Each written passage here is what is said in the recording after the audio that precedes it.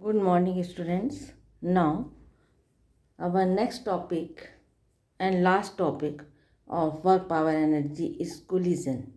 Very important topic for examination point of view. So, आप लोग इसकी प्रैक्टिस बहुत अच्छे से करिएगा. एग्ज़ाम में क्वेश्चंस आते ही हैं इसके ऊपर. Collision between two bodies is defined as mutual interaction of the bodies for a short interval of time, as a result of which the energy and momentum of the interacting bodies changes. यदि to bodies हम लेते हैं, है ना, अभी to bodies जो हैं, ये ए और बी बॉडी, यदि ये बॉडीज़ मूव कर रही हैं किसी वेलोसिटी से और फर्स्ट बॉडी की वेलोसिटी सेकंड बॉडी की वेलोसिटी से हायर है, तो आफ्टर सम टाइम ये एक दूसरे से इनका कोलिजन होगा, म्यूचुअल इंटरेक्शन होगा, टकरा जाएंगे. एंड आफ्टर दैट यहाँ पर इनकी वेलोसिटी चेंज हो सकती है, डायरेक्शन चेंज हो सकता है. यदि वेलोसिटी चेंज होती है आफ्टर कोलिजन, आफ्टर टक्कर, तो ऐसा होने से उनका मोमेंटम एंड काइनेटिक एनर्जी भी चेंज हो जाएगी, क्योंकि momentum is equal to mass into velocity and kinetic energy is equal to half mv². यहाँ भी वेलोसिटी आ रही है, तो मास तो चेंज नहीं हो रहा है बट वेलोसिटी चेंज हो जाएगी. तो ऐसा होने से काइनेटिक एनर्जी एंड मोमेंटम भी चेंज हो जाएंगे. तो किस तरह से चेंज होते हैं, उसका हम कैलकुलेशन कैसे करेंगे और कितने टाइप का कोलिजन होता है, ये अपने को आगे डिस्कस करना है. Example, two billiard balls, collision between two vehicles. आपस में यदि कोई व्हीकल्स जा रहे हैं, टकरा गए, कोलिजन हो गया. उसमें भी किस टाइप का कोलिजन होता है, उसको कैसे अपन स्टडी करेंगे, वो देखेंगे. कैरम खेलते हो, उस कैरम के अंदर भी जो कोलिजन हो रहा है उसको भी अपन स्टडी कर सकते हैं.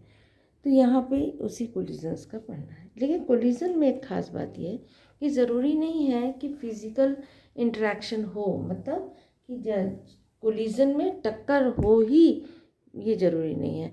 जैसे कि रदरफोर्ड में आपने देखा होगा, रदरफोर्ड स्कैटरिंग एक्सपेरिमेंट में, उसके अंदर alpha particle get scattered due to electrostatic repulsion between the alpha particle and the nucleus from a distance. The alpha particle is said to have suffered collision with the nucleus. तो यहाँ पर भी हम देखेंगे कि ज़रूरी नहीं है कि वो आपस में टकराएं ही, हो सकता है कि वो थोड़ी दूर से ही इनमें रिपल्सिव फोर्स लगे और ये अल्फा पार्टिकल जो है वो न्यूक्लियस के से टकराए बिना ही वापस लौट जाता है.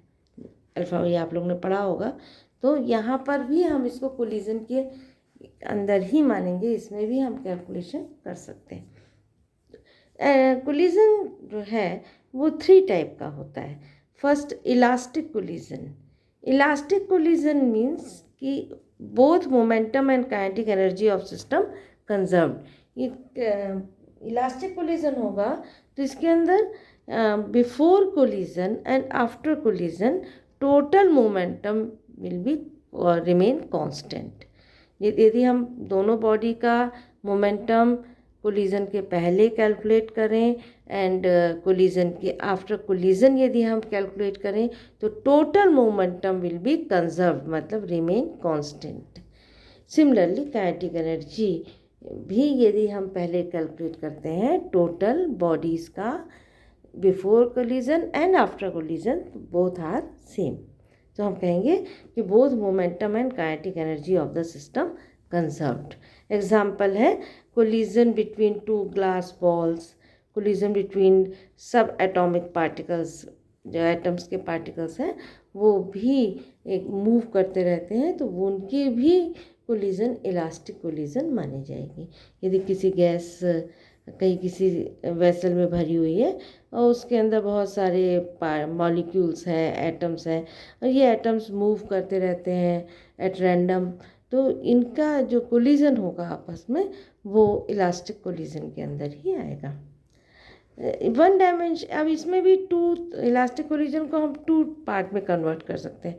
यदि बॉडी जो है वो एक ही डायरेक्शन में मूव कर रही है, एक ही डायरेक्शन में आफ्टर कोलिजन उसका वेलोसिटी चेंज हो रही है, एक एक्स एक्सिस का ही हम यूज़ कर रहे हैं, वो इसी डायरेक्शन में जा रही है, इसी डायरेक्शन में कोलिजन हो रहा है, इसी एक्स एक्सिस में ही वो आफ्टर कोलिजन उनकी स्पीड चेंज हो रही है, तो इस प्रकार का कोलिजन वन डायमेंशन और हेड ऑन कोलिजन कहलाएगा। टू डायमेंशन और ऑब्लिक कोलिजन मीन्स यदि एक डायरेक्शन में जा रहे हैं बट आफ्टर कोलिजन उनका डायरेक्शन चेंज हो गया, एक इधर चला गया एक इधर चला गया। जैसे कैरम बोर्ड में अपन देखते हैं कि अपन ने एक लाइन पे एक यहाँ पर गोटी है उसको अपन ने स्टिक किया, कोलिजन किया, तो एक इधर चली जाती है एक इधर चली जाती है, यहाँ पे डायरेक्शन एक्स एक्सिस से दूसरे डायरेक्शन में चला गया। तो यहाँ पर यदि ऐसी कंडीशन आती है तो हम कहेंगे कि this collision is two dimension और ऑब्लिक कोलिजन। इसी ये one dimension collision, two dimension collision दोनों हर कोलिजन में हो सकता है। सेकेंड है inelastic collision. In elastic collision, those collision in which the momentum of the system is conserved but the kinetic energy is not conserved। यहाँ पर जब भी इनका कोलिजन होगा तो यहाँ पे उनका मोमेंटम जो होगा वो तो कंजर्व रहेगा, मास इनटू वेलोसिटी, लेकिन जो काइनेटिक एनर्जी है वो कंजर्व नहीं होती।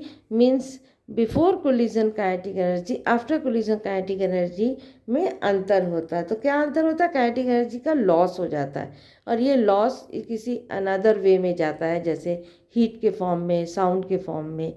तो यहाँ पर kinetic energy is not conserved. Example collision between two vehicles, इसमें भी टू टाइप होती है, one dimension elastic collision and two dimension inelastic collision. यहाँ पे भी वही होगा कि एक ही डायरेक्शन की बात कर रहे हैं हम, एक्स एक्सिस का बस यूज़ कर रहे हैं, सिर्फ उसी डायरेक्शन में कोलिजन हो रहा है तो वो वन डायमेंशन हो जाएगा। यदि हम प्लेन की बात करते हैं कि उसमें एक्स एक्सिस और Y axis both are join, तो हम कहेंगे कि टू डायमेंशन कोलिजन है। थर्ड है perfectly inelastic collision. Perfectly inelastic collision के अंदर the colliding bodies stick together after the collision and then move with a common velocity.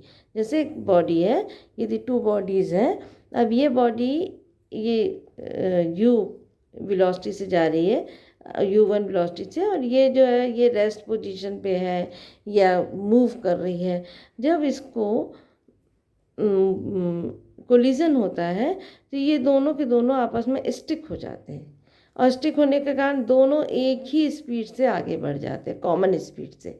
तो इस प्रकार का कोलिजन जो होगा वो परफेक्टली इन इलास्टिक कोलिजन होगा। तो यहाँ पे इसके अंदर भी सेम होता है कि मोमेंटम तो कंजर्व्ड रहता है बट काइनेटिक एनर्जी जो है वो कंजर्व नहीं रहती। यहाँ पे loss of kinetic energy maximum होती है।